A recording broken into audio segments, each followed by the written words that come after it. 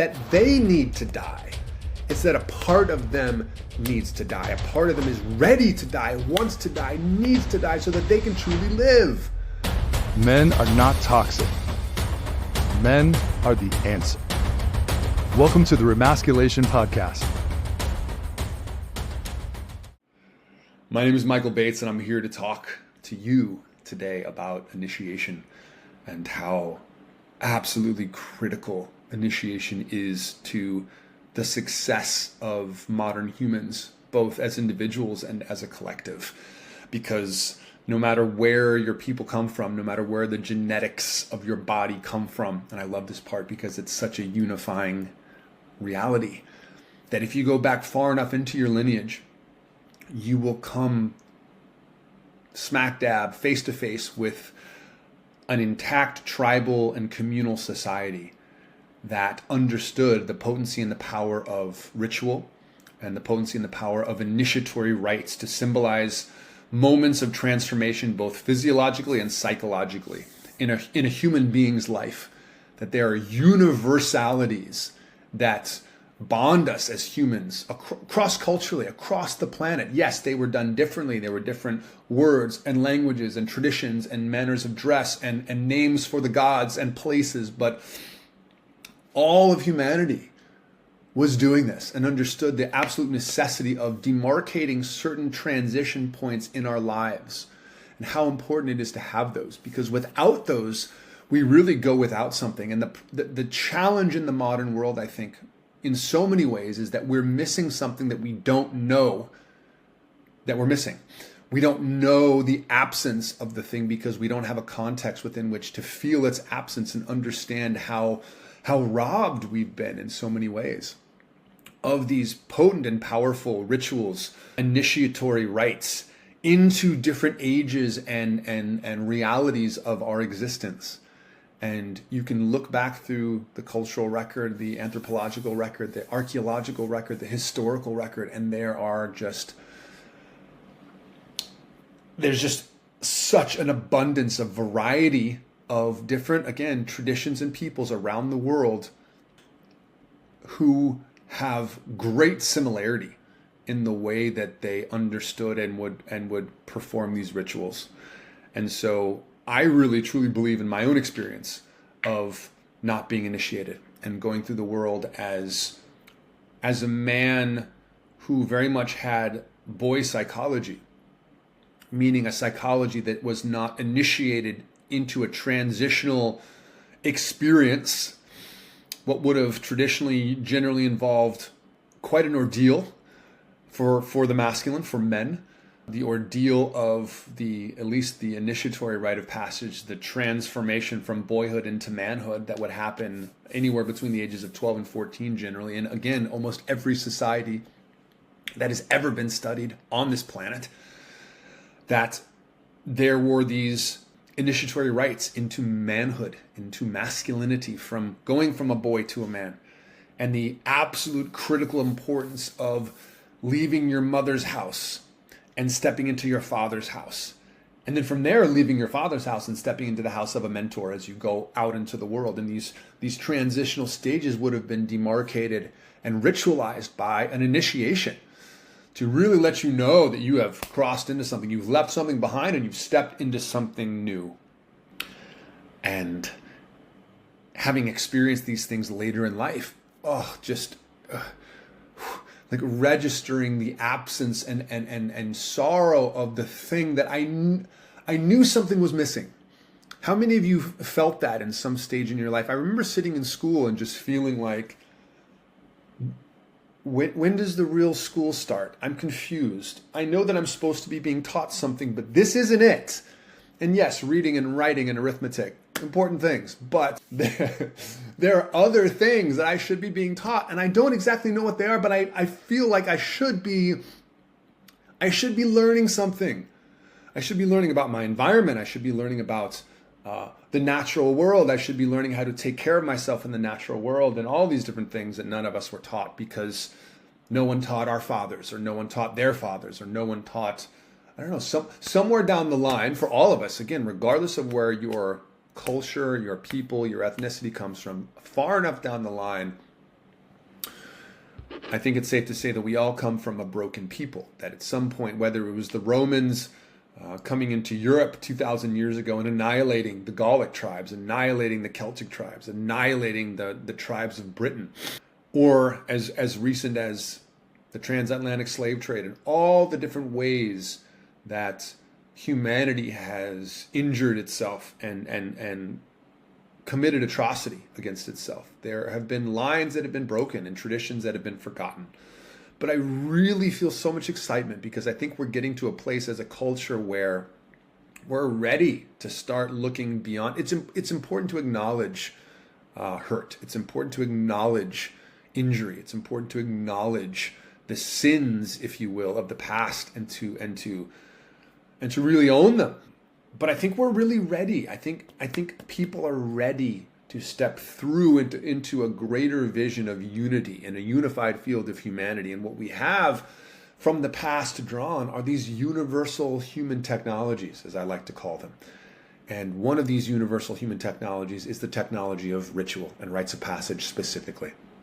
And so I get so excited about these experiences because I've gone through them and I felt what they gave me.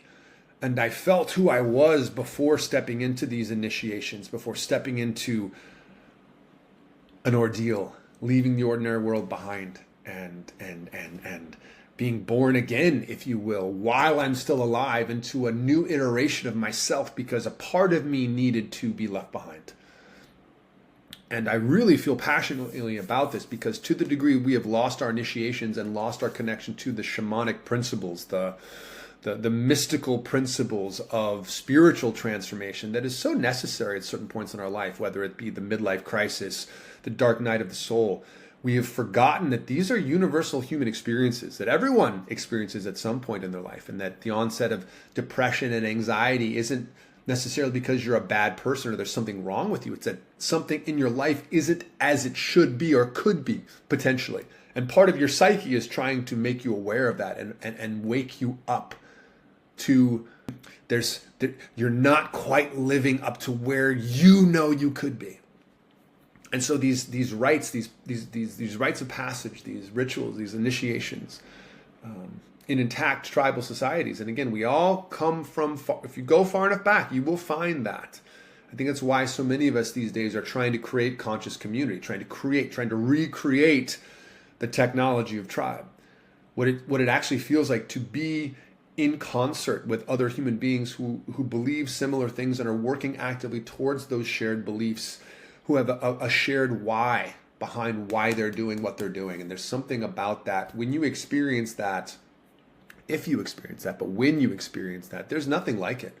To feel like you're truly a part of something, to feel like you belong. I think that's why, unfortunately, why so many cults spring up in the West, because we're sort of trying to find how to recreate that from a place of having lost track of it entirely.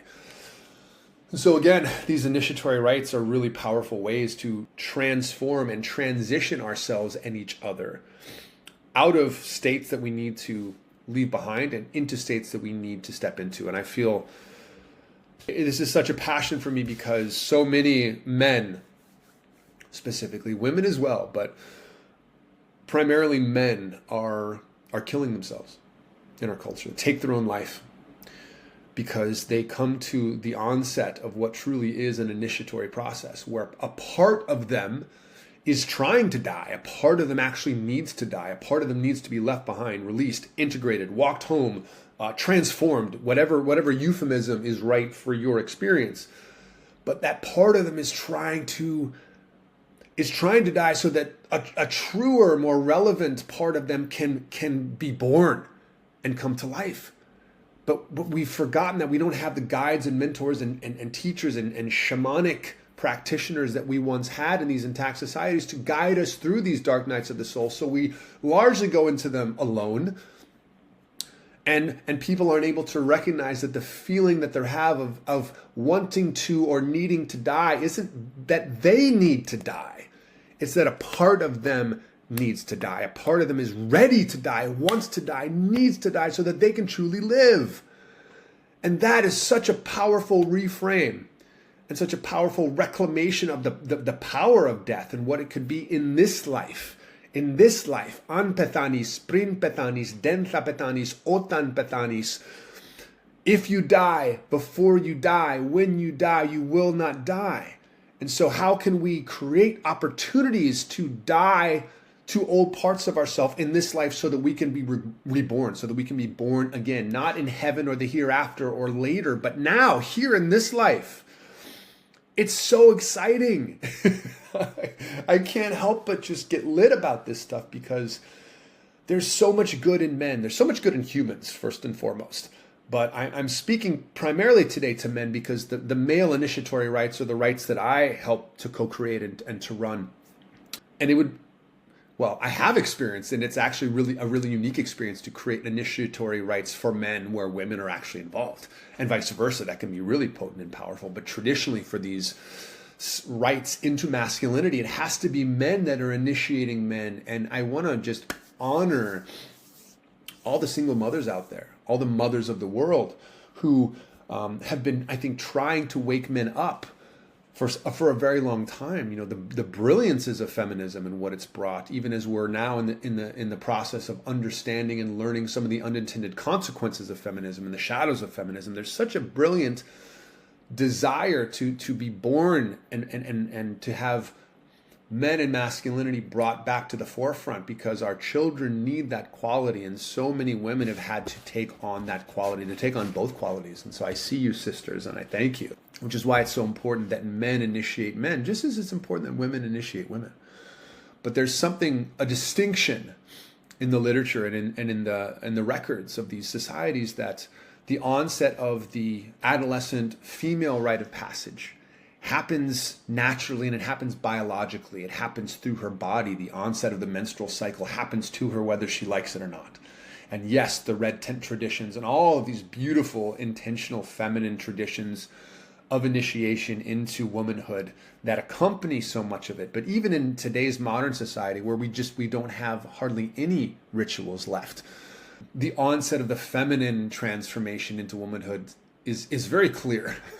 And it's written in blood, right? Quite technically.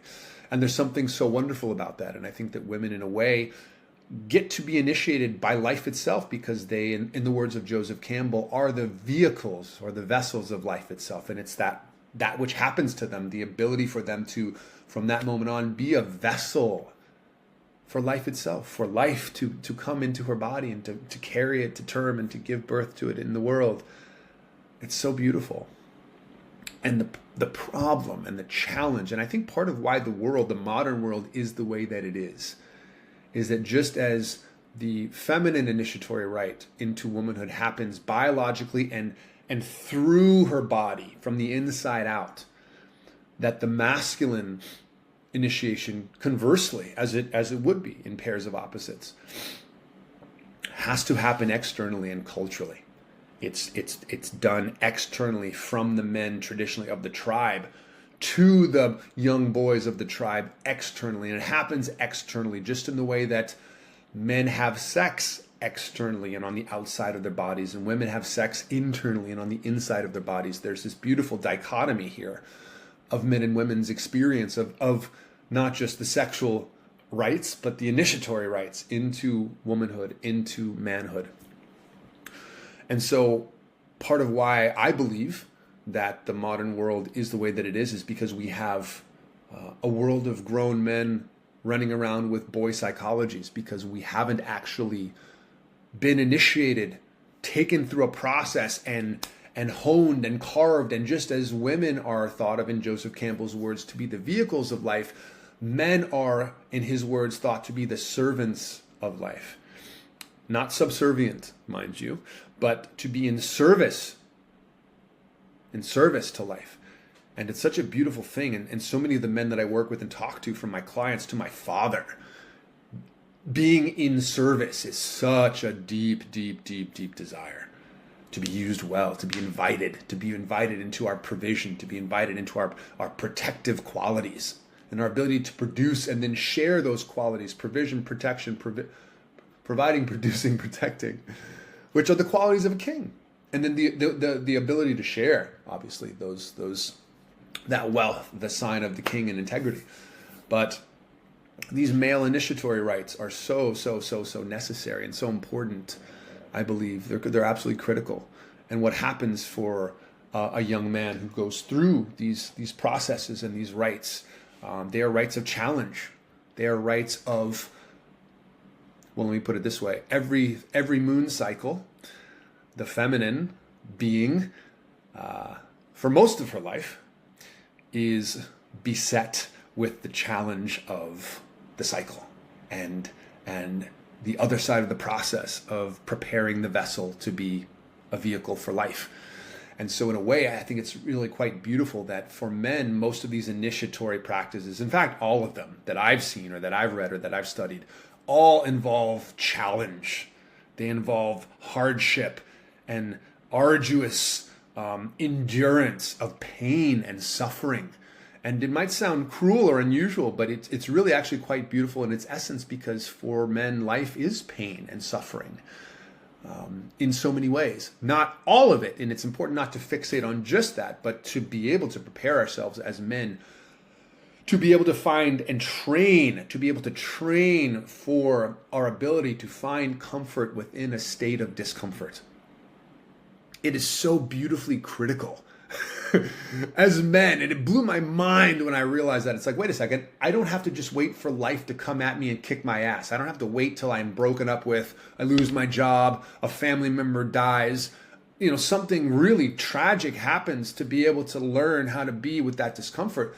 We can intentionally, and it's so important as men that we do this, that we intentionally put ourselves in states of discomfort on our terms, or on the terms of men that we trust, so that we can become powerful stewards of discomfort, aware of being able to step into that discomfort and not only exist in it, but make good decisions and have our eyes up and open and be really trained to take on the weight of the world we choose to be a stand for and carry it forward valiantly and bravely. And to be able to do that, to meet our women who are themselves being trained internally by biology and life itself, and we being trained externally by culture and other men ourselves. So this is why it is so critical for men to go through an initiatory rite. And for so many of us, it means being initiated as older men, And there's nothing wrong with that. I went through a profound initiation through the Mankind Project, who sources their wisdom from the men's work of the 80s and 90s, the work of Robert Moore and Douglas Gillette, King, Warrior, Magician, Lover, Robert Bly. Oh, Robert Bly.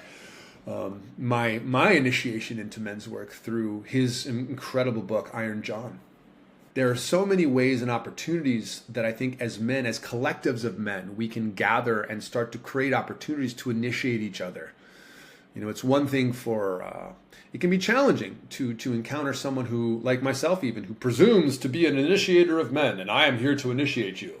You are insufficient in your initiatory rite compared to me, and I will be your initiator. It's like, yeah. Sure.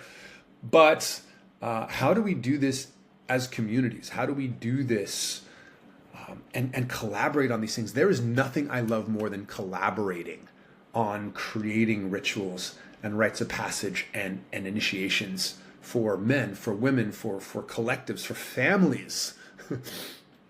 I created one for me and my father years ago that my mother actually filmed. She was watching us from inside the house and actually filmed this beautiful exchange between my father and I, of him sort of, it might seem silly, it might seem foolish to some, but actually unsheathing an imaginary sword of energy and passing it to me.